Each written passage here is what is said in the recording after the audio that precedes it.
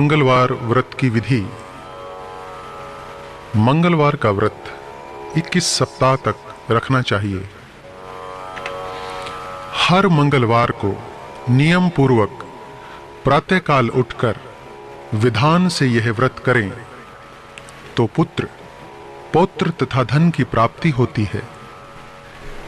इस व्रत को करने वाला मनुष्य इस लोक में धन एवं यश प्राप्त करता है। जो कोई मौन होकर इस व्रत की कथा को सुनता है, उसके सभी मानसिक कष्ट दूर हो जाते हैं। लाल वस्त्र, लाल चंदन, लाल फूलों से विधान पूर्वक हनुमान जी का पूजन आरंभ करना चाहिए। पूजन के पश्चात कथा सुननी चाहिए। तो आओ भक्तों, इस कथा का आनंद लें। कहते हैं कि एक बुढ़िया श्री मंगल देव की अनन्य भक्त थी और उनको ही अपना इष्ट देव मानती थी। वह हर मंगलवार को व्रत रखती थी। उसके यहां एक ही लड़का था जो कि मंगलवार के दिन पैदा हुआ था।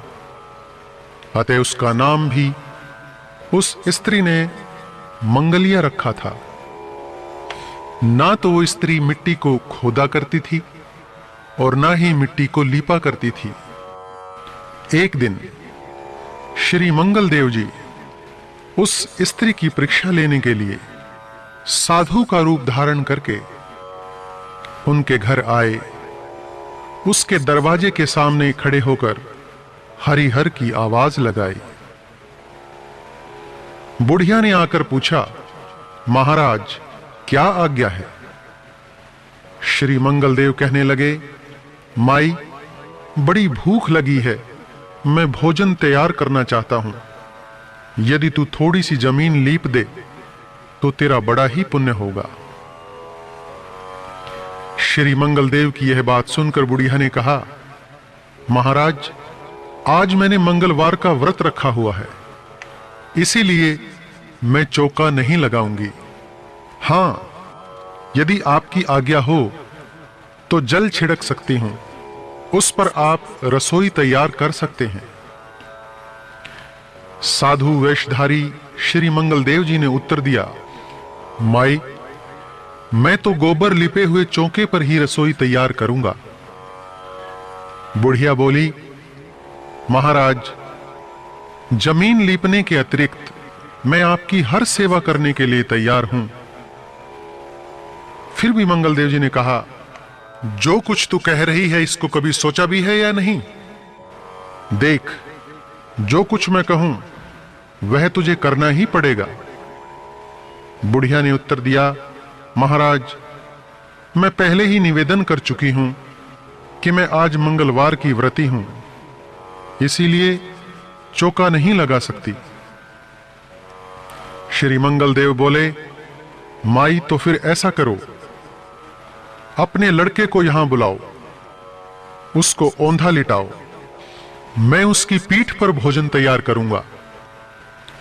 मंगलदेव की यह बात सुनकर बुढ़िया चुप हो गई।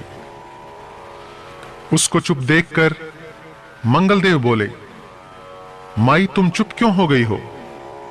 अपने वचन का ध्यान कर और बुला अपने लड़के को। इस पर बुढ़िया ने अपने लड़के को बुलाया। जब वह आया तो उससे कहा, बेटे देखो यह बाबा जी तुमसे क्या कहते हैं। लड़के ने मंगलदेव जी के पास जाकर कहा, महाराज क्या आज्ञा है? इस पर श्री मंगलदेव जी ने बुढ़िया से कहा, माई तू इसको औंधा लिटा दे। बुढ़िया ने श्री मंगलदेव जी का ध्यान करके लड़के को औंधा लिटा दिया।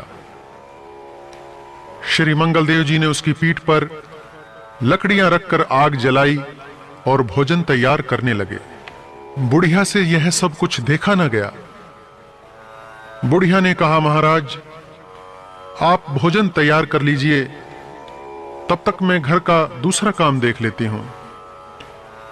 इतना कहकर बुढ़िया वहां से चली गई। जब भोजन तैयार हो चुका था तब श्री मंगलदेव जी ने उस बुढ़िया को अपने पास बुलाया और कहा, माई तेरा लड़का कहां है? उसे बुला कर ला ताकि वो अपना हिस्सा भी ले जाए।